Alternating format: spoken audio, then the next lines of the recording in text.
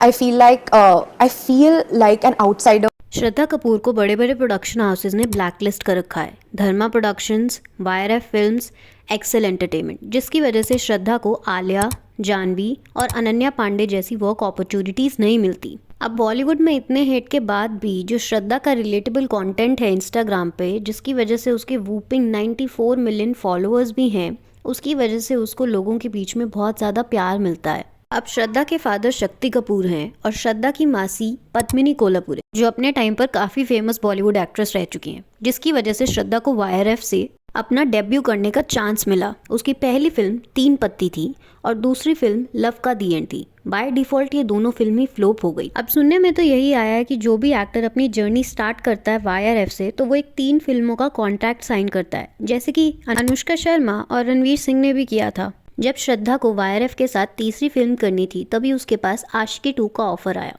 और उसने इस मूवी के ऑफर को एक्सेप्ट तो कर लिया। इससे उसको फ़ायदा भी हुआ कि उसकी ये वाली मूवी हिट हो गई, लेकिन कहीं ना कहीं लोगों के बीच में ये बात फैल गई कि उसने इंडस्ट्री के सबसे बड़े प्रोडक्शन हाउस से पंगा ले लिया। जब श्रद्धा से कॉफी विद करण में आदित्य चोपड़ा के बारे में पूछा गया, जो वायरएफ को हैंडल करते हैं, तो श्रद्धा ने कुछ ऐसा कहा। Cordial relationship with Aditya Chopra now? He is always going to be my mentor. Right. Always. It's all okay now. Well, I'm just waiting for the day when he calls me and he tells me, Shraddha, I want you in a film. So, fingers crossed that should happen soon. I'm sure that'll happen.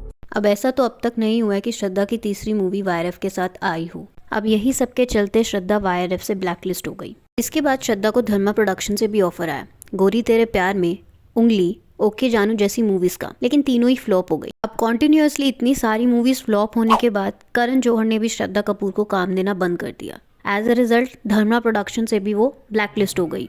अब इसी दौरान जब श्रद्धा की rock on movie आती है, तो इनके और फरहान के डेटिंग रूमर्स सभी खबरों की हेडलाइंस बन चुकी होती हैं। लेकिन दूसरी तरफ ये खबरें भी आती हैं कि शक्ति कपूर को श्रद्धा और फरहान का रिलेशनशिप पसंद नहीं था, इसीलिए उनका ब्रेकअप हो गया। अब फरहान खुद एक प्रोड्यूसर है और उनकी बहन सोया अख्तर भी प्रोड्यूसर है, जिसकी वजह से श्रद्धा एक्सेल एंटरटेनमेंट और टाइगर बेबी जैसे प्रोडक्शन हाउसेस से भी बैन हो गई।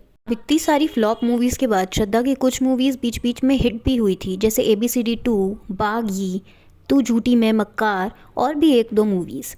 लेकिन हाल ही में जो श्रद्धा की ब्लॉकबस्टर मूवी गई थी, वो थी स्त्री 2।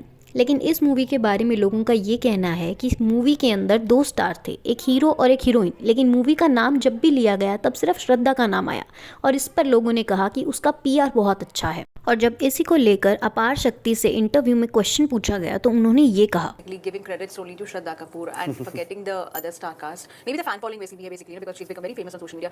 बात खुलेगी तो दूर तक जाएगी। मैं किसी की भावनाओं को ठेस नहीं पहुंचाना चाहता, बट बियॉन्ड अ पॉइंट वो एक PR गेम है ऑफ फन। अब इसको श्रद्धा की स्मार्टनेस कहना गलत नहीं होगा, क्योंकि जिस तरीके से बॉलीवुड ने श्रद्धा को बैन किया हुआ है, उसके बाद भी पैप्स के साथ जिस तरीके से बिहेव करती है और अपनी पब्लिक से जिस तरीके से इंटरैक्ट करती है सोशल मीडिया पे, उस वजह से लोग उसको बहुत प्यार करते हैं। और यही वजह है कि इतने सारे प्रोडक्शन हाउसेस के बैन करने के बावजूद भी श्रद्धा सक्सेसफुली सस्टेन कर पा रही है अब तक बॉलीवुड में। अब बॉलीवुड का श्रद्धा को ब्लैकलिस्ट कर देने पर आपके क्या ओपिनियन है? Do comment.